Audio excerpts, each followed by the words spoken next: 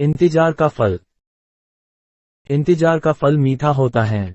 आपने इस मुहावरे को जरूर सुना होगा।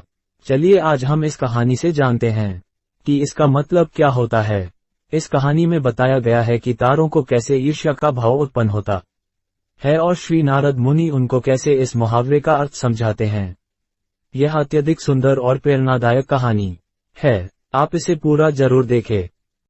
जब सूरज अस्त हो रहा होता है तब हल्की हल्की संध्या से उत्पन्न होती है और चारों तरफ शांत वातावरण जैसा एक अंधेरा सा छा जाता है। सभी जीव जंतु पशु पक्षी अपने रहने वाले स्थान को जाने लगते हैं और हल्की हल्की हवा चलने लगती है।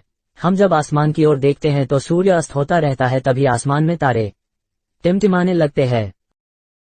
कुछ तारे अत्यधिक चमकते हैं परंतु कुछ कम चमकीले होते हैं।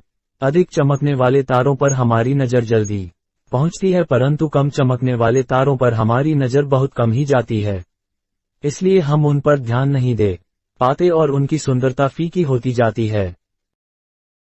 परंतु उन सब में से एक ऐसा तारा होता है जो अधिक चमकता होता है, जिसके आने से पूरा आसमान जगमगा जाता है। वह इतना सुंदर और चमकीला होता है कि उसके चमकते ही लोगों के चेहरे पर खुशी आ जाती है। उसे हम स्वाति नक्षत्र के नाम से जानते हैं।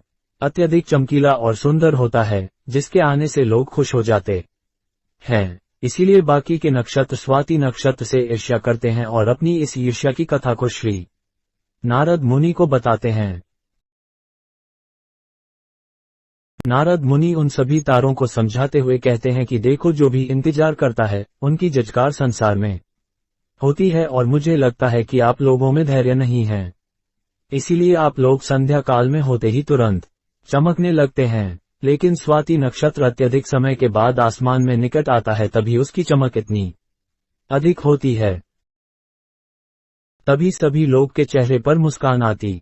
इसीलिए कहा जाता है कि हमें इंतजार करना चाहिए, क्योंकि उसका फल मीठा होता है। यदि तुम देर में आसमान में टिमटिमाते होते तो तुम्हारा भी महत्व होगा और तुम्हें भी लोग अलग नाम से जानेंगे। नारद मुनि द्वारा समझाई गई बात सभी तारों को समझ में आ गई। इंतजार का फल मीठा होता है, यह बात हम सब जानते हैं और इसे हम लोगों ने महसूस भी किया है। मैं हमेशा अपने कार्य को पूरा करने के बाद उसके परिणाम के इंतजार में उतावला हो जाता हूं, या फिर अपने आने वाले कार्य को पूरा करने के लिए उतावला हो जाता हूं, जिससे मेरा आने वाला कार्य बिगड़ जाता है। लेकिन मुझे ऐसा नहीं करना चाहिए। मुझे इंतजार करना चाहिए उस परिणाम का या उस आने वाले काम का, जिससे मैं उस काम को सही से पूरा करूं और उसका परिणाम भी अच्छा हो। जानते हैं, जल्दी में लगाया हुआ निशाना हमेशा अपने गोल से बाहर जाता है। हमें इंतजार करके उस निशाने को भेजना चाहिए, तभी हमें जीवन में सफलता प्राप्त होगी। हमें किसी भी कार्य को आराम से करना चाहिए, तभी सफलता के दरवाजे खुलते हैं। इंतजार ही ऐसा हथियार है जो मुश्किल परिस्थितियों में मनुष्य के दिमाग का संतुलन बनाए रख सकता है और उसको आगे आने वाली चुनौतियों को से निपटने के लिए नए मार्ग को बतला सकता है।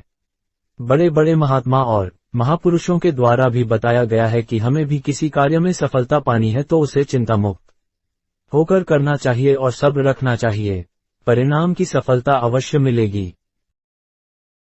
दोस्तों, अगर आपको हमारी यह कहानी पसंद आई हो तो और कहानियां देखने के लिए channel only education and fun को सब्सक्राइब करें और वीडियो को लाइक करें। धन्यवाद।